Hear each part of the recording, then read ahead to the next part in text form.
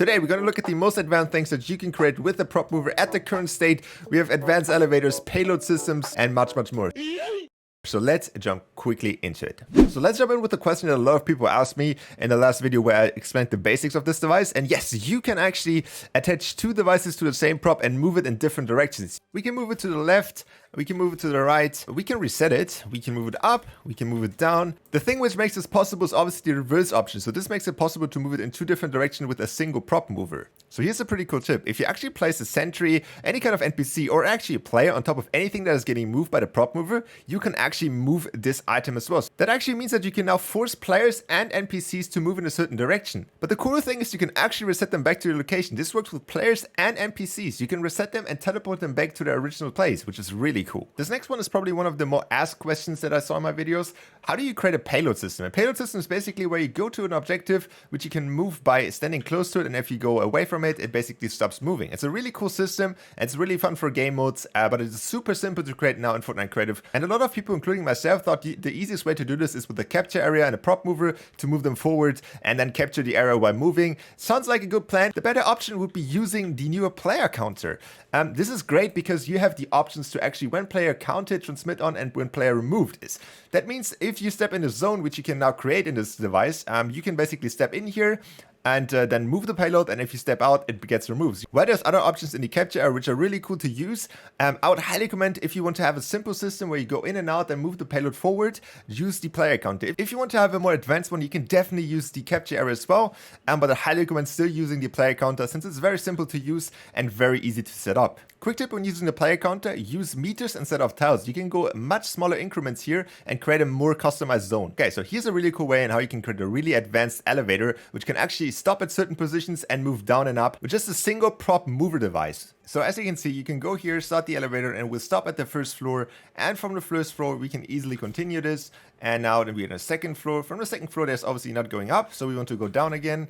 Same on the same trigger, as you can see. And then we want to go back to the bottom floor. And we could technically repeat that process over and over again. And this is all done in just a single prop device. You can see you have all the options available to create this kind of stuff. You have pause, you have reset, you have start.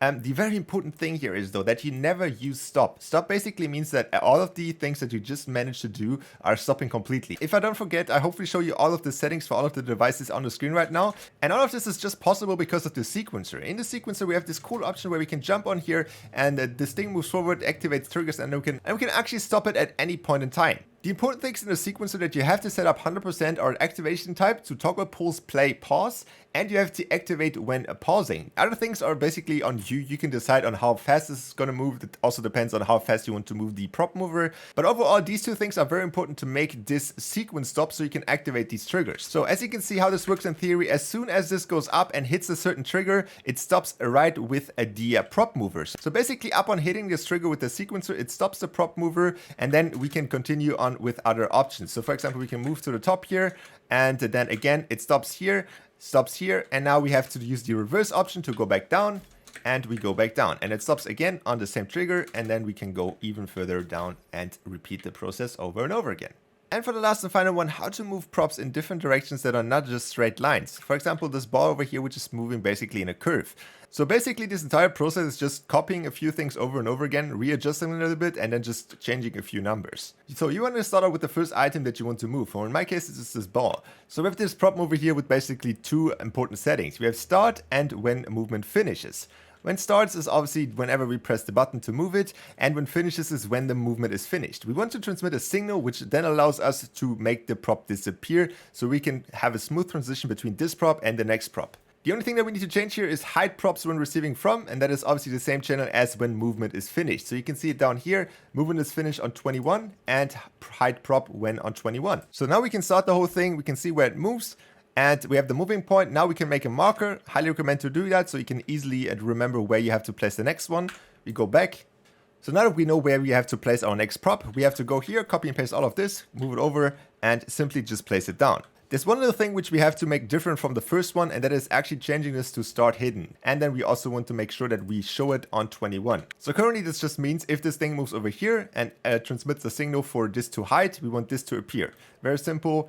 So we basically want to move all of these one up. So we can go here, move this one, go into this device, move this one up, and you're good to go. And now from here on, you can just basically copy and paste over and over again and change the numbers. Obviously, make sure to rotate it so it makes any sense that we just created this. It would obviously be a lot easier if we would have a direction change option in there, but until now we have to do it like this. But I think it's not that big of a pain. It's very simple to set up, and yeah, happy creating, I guess. And that wraps it about up for this video. Hopefully you enjoyed this one. Hopefully you could learn something today, and I will see you guys back in the next one. Bye.